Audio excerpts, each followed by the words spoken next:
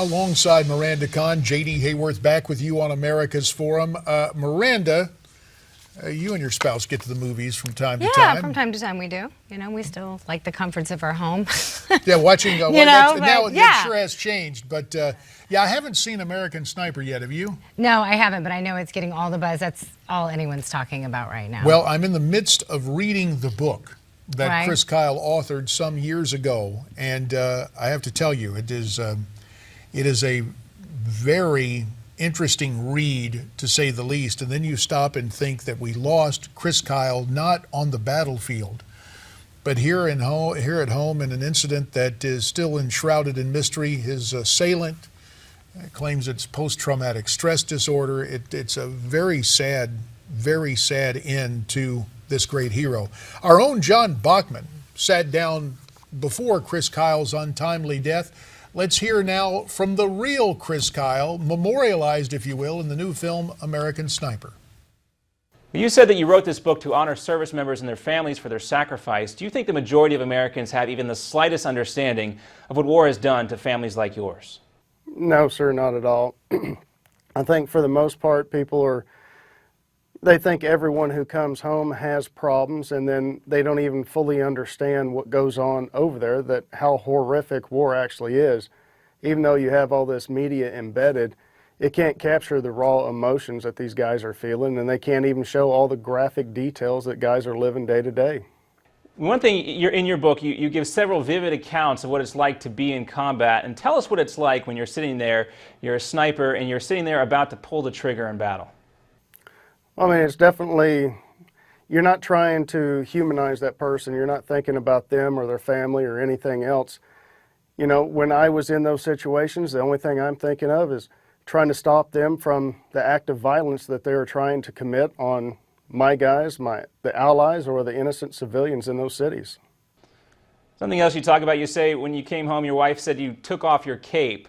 Well, how does someone like yourself, who experienced the intense combat like you did, come back and blend back into society?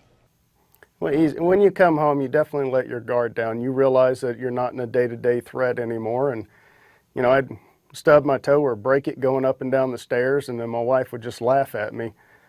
But it does take a little bit of time to assimilate back into the hyper-awareness that you were overseas, back into being relaxed here. But we usually had quite a bit of time at home to where could try to, you know, deal with the stresses and then let them go and then be back to normal. What is the thing you miss most about being an active duty Navy SEAL? The guys, definitely the close-knit brotherhood that you have while you're there. The guys are everything in the world to you. They become your #1 family. You know their every move, their every thought, and their actions. Well, since Special Ops forces are known for their discretion, has there been any pushback or fallout from writing this book in such a public fashion? There's definitely some of the guys who don't agree with me coming out with the book, and some of them have even asked me about it. But when I tell them what the book is actually about, that it's highlighting Mark Lee, Ryan Job, making them into the heroes that they are, and the fact that my portion of the proceeds are going back to those families and to the vets, then they walk away with a better understanding.